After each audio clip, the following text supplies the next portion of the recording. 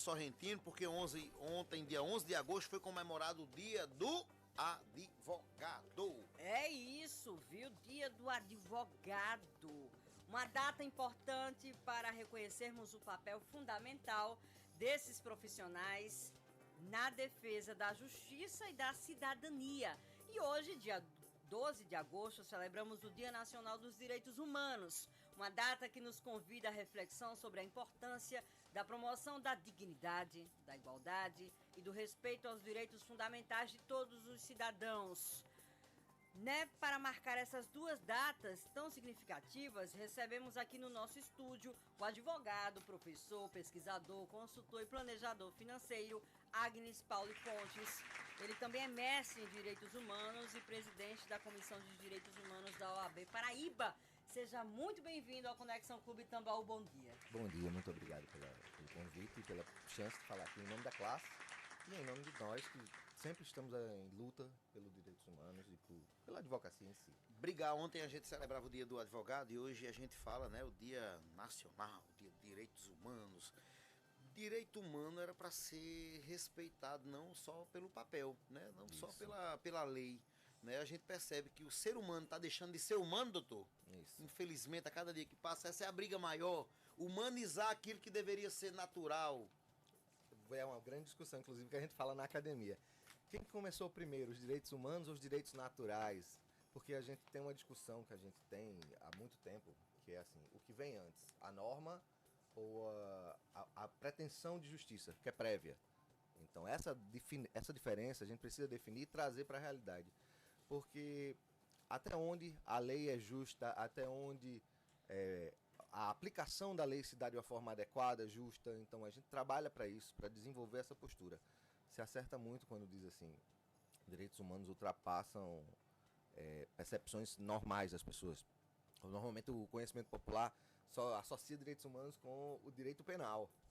Uhum. E muitas vezes esquece quando a gente está falando sobre aposentadoria, crianças não passarem fome, respeito aos mais velhos, compromissos prestados entre um fornecedor e um consumidor de produtos. São relações que você vai entender que são tratativas de equalização de diferenças humanas. E anteparo daqueles mais necessitados e discussões que vêm.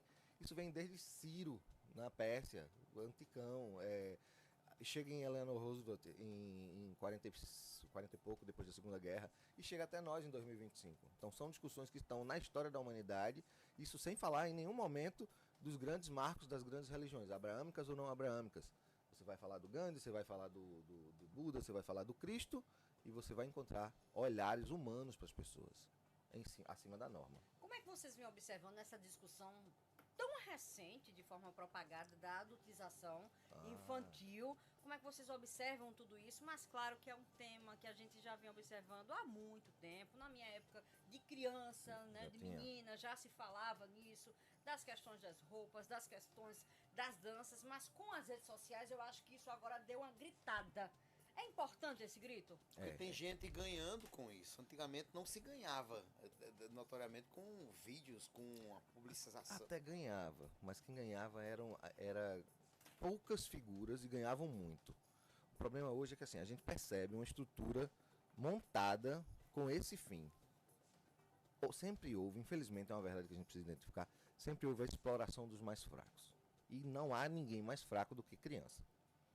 A criança é aquele mais fraco, seja mentalmente, seja fisicamente. A capacidade de intelecção de uma criança com relação ao que está acontecendo com ela é mais sensível, ela é mais fragilizada. Então, os adultos, e às vezes nem tão adultos assim, às vezes muito adultos, trabalham condições para se retirar algo dessa criança.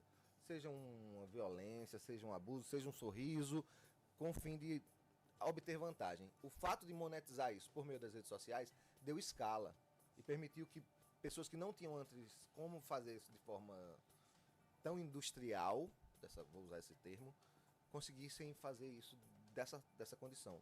E há uma proteção legal para isso. Só que antes da proteção legal deveria haver uma proteção moral, cada pessoa deveria se preocupar. O que está acontecendo com aquela criança? É a minha criança? Não é a minha criança? E se não for, eu vou deixar de proteger porque não é a minha criança? Temos que proteger de todo jeito, porque essa criança, em algum momento, ela vai ser um adulto.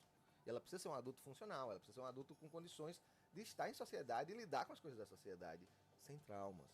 O mais difícil é proteger a geração futura daquilo que a geração atual está. Nós somos chagados. A nossa geração é chagada, a gente tem problemas, a gente tem estruturas. Não é justo que eu transfira as minhas mazelas para a geração que vem e assim condenar uma história de sacrifício humano, né, no tempo. Percebe essa condição que a gente vai trazendo? É uma Então, árvore que vai dar aquele fruto que você semeou e isso, a lógica exatamente perversa desse caso é isso. Você chega e traz gerações pós gerações marcadas por problemas da geração anterior. Que isso é uma coisa que a gente tem que tomar muito cuidado. E para aquele indivíduo, aquela criança, como essa criança vai estar numa sociedade difícil depois, se ela não tiver uma rede de apoio, já que ela não confia mais em adultos, que em tese, em alguns casos, deveriam ser os adultos de referência para ela. Pais, familiares, responsáveis no geral. Como é que a Comissão de Direitos Humanos da OAB Paraíba observa isso na nossa realidade? A gente tem um caso de um influenciador que é paraibano, Isso. mas que é destaque nacional. Aqui, as pessoas, elas participam, elas denunciam, elas se metem, como diz a história, ou elas preferem ficar à margem e dizer, o problema não é meu, São o filho não é omissas. meu, eu vou ficar aqui na minha e fingindo que não estou vendo nada, eu quero cuidar só do que está dentro da minha casa. Qual o perfil do paraibano? O filho paraibano é frouxo. É frouxo. É omisso. Frouxo, é omisso. Porque se essa situação não é nova. O que acontece ali faz tempo que já está ali. foi preciso um influencer lá de outro lado do país, né, viralizar para poder explodir, posso falar assim, porque tava batendo na nossa porta. Mas o que acontece, muita gente já tinha falado desse caso específico. Ou outros e tantos aí. Só que não tinha havido repercussão por causa do alcance daquela voz. Infelizmente a gente precisou de um cara de fora, até se fala assim, precisou de um cara de fora que não está ligado às pautas de criança, ou de mulher, ou de proteção. E o cara teve, eu preciso passar um tempo aqui. Ele passou 7 meses estudando esse caso, preparando esse documentário dele, 50 minutos. Então ele fez uma coisa bem produzida, bem feita, foi muito bem feito o que ele fez. Eu assisti sexta-feira retrasada, inteiro, que eu já tinha assistido cortes, e eu olhei e disse, esse cara foi cuidadoso, esse cara foi muito cuidadoso, e foi muito corajoso, porque ele toca em pontos assim, o caso do paraibano é um dos casos que ele aponta, tem vários casos que ele aponta, e muitos haviam sido comentados, relatados, mas talvez não com os canais adequados, porque tempos atrás, eu não me recordo agora o nome da parlamentar, ela tinha feito um alerta sobre exploração de crianças na internet. E passou batido. Talvez ela não tivesse tanta força, né? Porque ela usou talvez uma tribuna e ele tem milhões de seguidores e usou a tribuna dele. E Que é a rede social. E será que a parlamentar, ela ao trazer esse tema, ela não foi interpretada como, tá fazendo política? Porque no Brasil todo mundo hoje em dia Partidariza, né? Se o senhor doutor falar algo, eu acredito que vai ter muito mais peso do que um próprio parlamentar, um deputado lá quando usar a tribuna. Porque hoje em dia é time de futebol, um lado A contra o lado B. Se eu falar é porque eu quero atingir o outro lado. E a sociedade tá ficando voando assim numa nuvem no meio. Isso gera uma situação engraçada, que quando a gente... Engraçada se não fosse triste. Só pelo fato de você chegar e dizer, eu sou dos direitos humanos, já associam você com uma linha partidária, entendeu? Já associam nessa situação e não percebe que às vezes você está sendo humanista. Você está acima, inclusive, da sua discussão de... Eu acho que você tem que respeitar a criança, independente se o pai dela vota em A ou B, você odeia ela lá, não importa. Você tem que respeitar um idoso, independente da condição em que ele está. Você tem que respeitar um consumidor, a pessoa, você tem que respeitar a pessoa. Vocês sentem esse peso? Sim, por exemplo, de uma cobrança da sociedade de que os direitos humanos só atuam, no caso, para defender bandido, detentos, pessoas que estão presas, no caso, que deveriam estar à margem da sociedade, e vocês chegam ali para acolher essas pessoas que na teoria, na cabeça das pessoas, ou até mesmo na prática, nos fazem mal à sociedade. Sim. Sentem isso na prática? A gente sente muito, porque outra vez eu estava numa entrevista em TV, aí tava falando, advogado e tal. Quando falou, não, da Comissão de Direitos Humanos, os telefones começaram a tocar. Aí a pergunta era, a gente tava discutindo um evento X e começaram a perguntar, e por que você só defende bandido? Eu disse, querido, a gente, como Comissão de Direitos Humanos, a pessoa tem um advogado para defendê-la no processo. A comissão não atua no processo. A comissão atua na gestão de diversos itens. Entendeu? Quando a gente às vezes se excede, tem algum caso na televisão, aí você se excede no comentário, Aí eu vejo os próprios comentários dos nossos telespectadores. Erli, cuidado com os direitos humanos.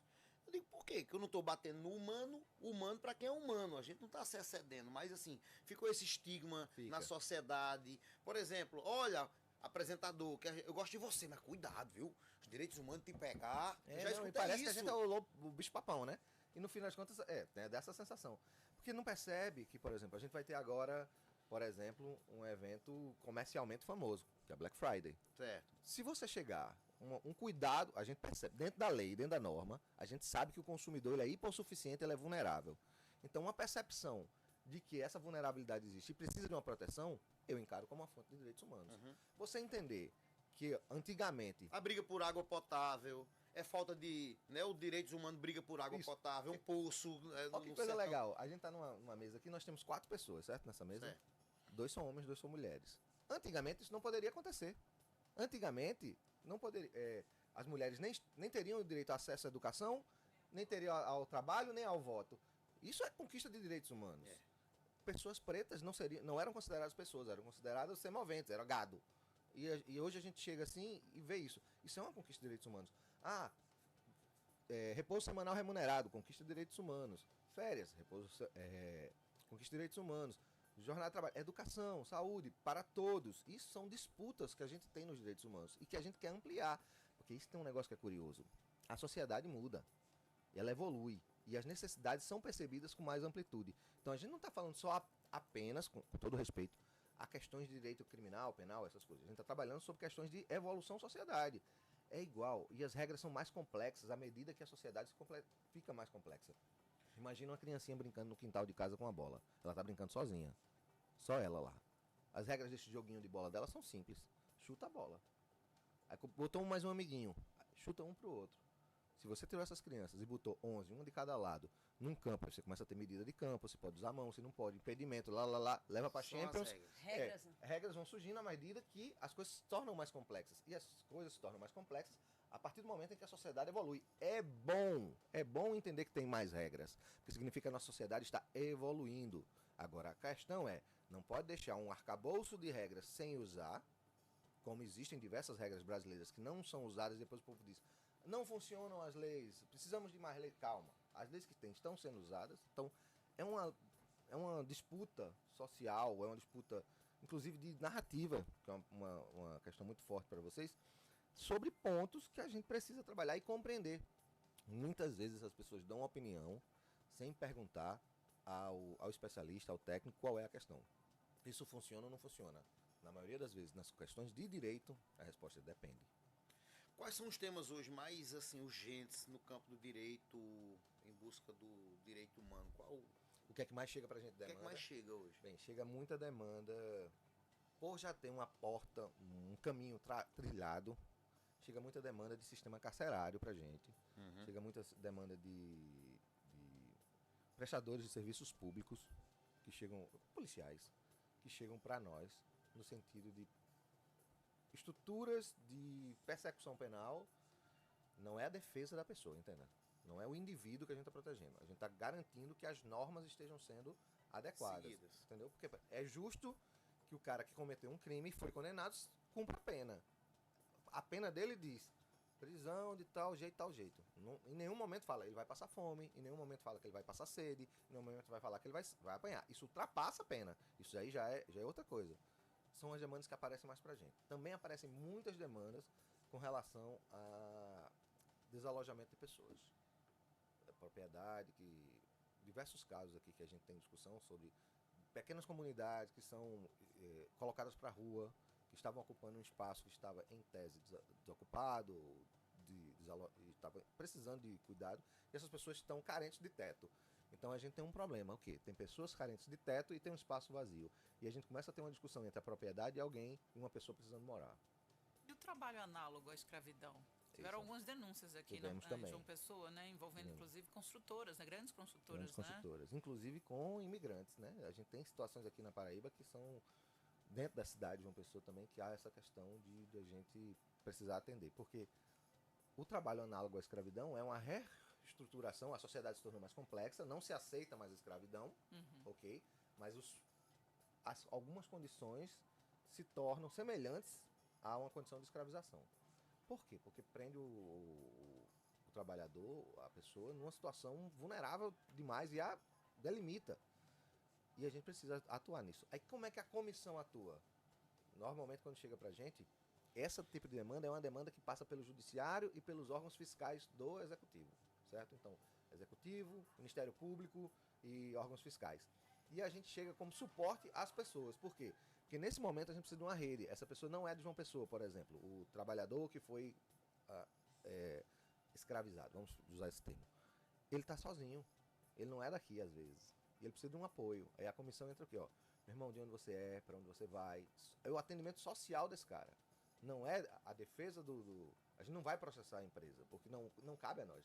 Cabe ao MP. Cabe ao MP do trabalho, inclusive, na questão. E a gente atua nesse sentido porque ainda ali tem uma pessoa que ela precisa ser amparada.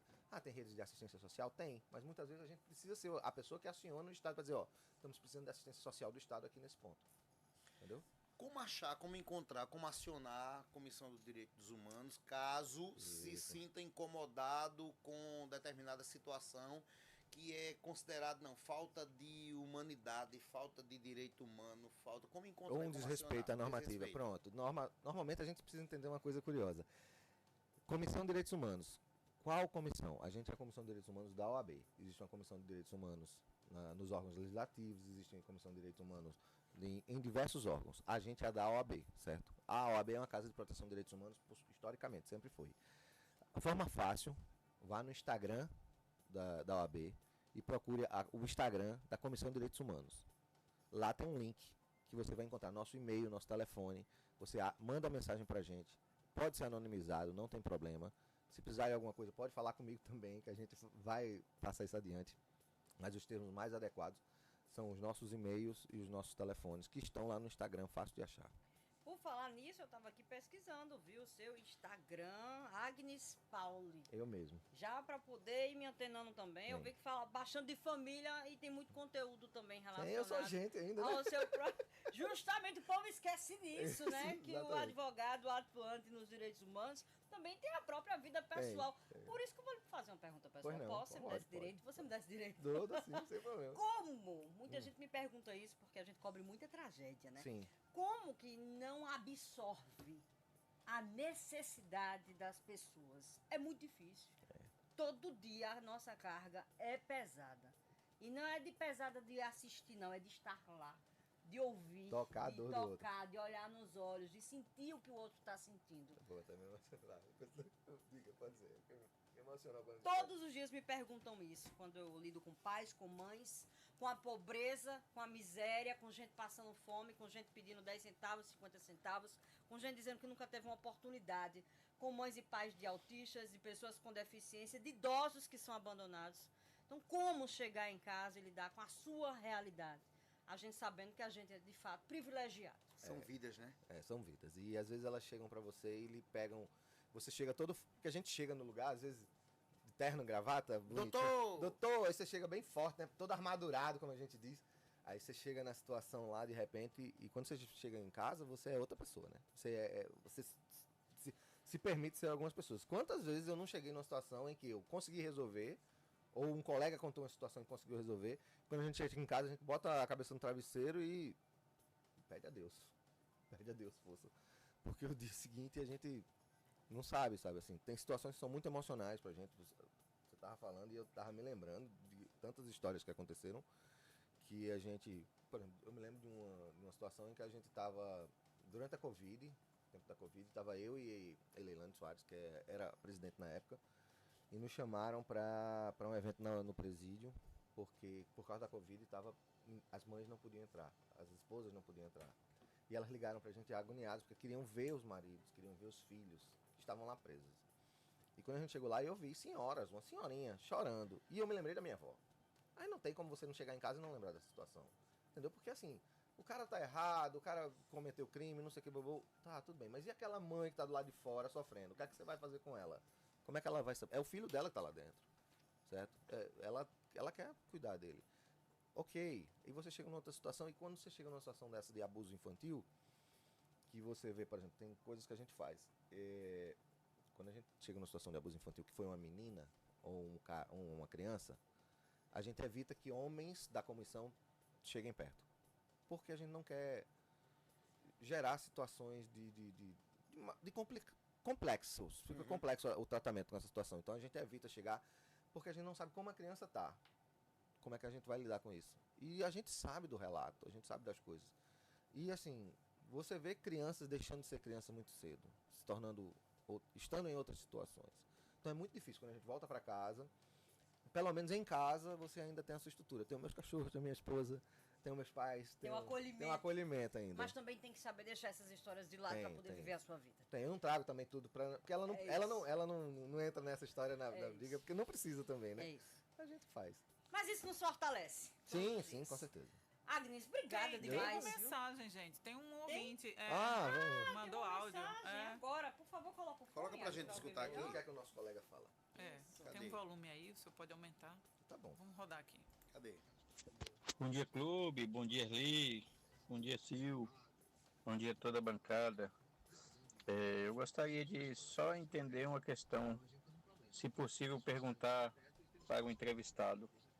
Hoje, o que a gente vê muito, né? Se um bandido mata o pai de família, não acontece nada, a gente não vê falar sobre recursos humanos. E quando um pai de família reage e mata um bandido, aí vem recursos humanos, vem tudo em cima. Por que essa diferença de atitude em relação a um pai de família, um trabalhador e um bandido? Por que o recursos humanos sempre corre para o lado do bandido? E quando o bandido mata um pai de família, a gente não vê os recursos humanos em cima, tentando ajudar ou até mesmo saber se a família tem condição de fazer um velório. Foi? Gostaria de saber sobre essa questão. Obrigado, viu? Tá na clube, tá bom demais. Obrigado, Paulo, Obrigado lá do Gás. Seria esse aí o estigma que a gente falava agora há pouco, que tá na mente entremeado na sociedade. É exatamente esse. Por exemplo, a gente não ouve falar, não quer dizer que não foi. Primeiro, direitos humanos, recursos humanos é outra coisa. A gente atende tanto a pessoa que está sendo julgada e atendida, quanto a família. Eu acabei de dizer o exemplo do caso do pessoal que estava sobre trabalho análogo à escravidão. A gente chega lá e vai atender essas pessoas também. Então, nesse caso da família que foi atendida, pessoalmente eu posso lembrar de um caso em que eu, no Rangel, eu atendi a família. Entendeu? Então, isso não aparece. Mas eu não faço isso para aparecer, não, moço. Não precisa dessa mídia, não. Eu não faço para aparecer. O que a gente faz é ir atender. Se o senhor não está sabendo, que pena que o senhor não está sabendo, mas acontece muito, que a gente vai lá e atende as pessoas. Primeiro, eu vou trazer outra história. A gente não defende, eu sou advogado, inclusive eu não sou criminalista, não trabalho com direito criminal, trabalho com empresarial, societário, sucessões, eu trabalho com direito de família. E a gente não faz a defesa da pessoa. Quem faz a defesa dela é o advogado contratado para ela. Porque eu não vou trabalhar de graça. Eu tenho minha família, como a gente falou agora mesmo, eu preciso sustentar minha família. Claro. Quem é que me paga? A OAB não me paga. O trabalho da OAB é totalmente voluntário, certo? Não tem R$1. Na verdade, eu boto minha gasolina, eu boto meu terno, boto minha roupa e vou fazer as coisas de graça. Então, não pagam a gente. Então, eu não vou defender o bandido. Eu vou defender as pessoas. Seja a vítima, seja o acusado, seja o que for. Mas não é defender no processo, é defender na relação humana. No processo ele vai contratar um advogado particular, ou se ele não puder pagar, a defensoria pública vai fazer a defesa dele. Quem faz essa defesa dele é o advogado contratado, não é agente da comissão. A comissão vai atender as pessoas. Então a gente vai chegar lá e vai chegar. Ele precisa ser preso, certo, mas ele não pode sair apanhado. É outra história. Ele vai ser preso, ele vai ser julgado dentro da lei, aí ele não vai ser martirizado, ele não vai ser para ele. E a família vai ser atendida nas suas necessidades, nas suas dores. A gente vai encaminhar para assistência social, a gente vai saber quais são as dores, as dificuldades e atender essa pessoa com o máximo que a gente puder. Que pena que o senhor não sabe do que está acontecendo, mas é feito. Na hora que começa a ficar bom aqui, a gente tem que finalizar aqui. Não, mas foi tudo bom, do início ao fim, viu? Ó, quem quer seguir, conhecer um pouquinho mais do trabalho,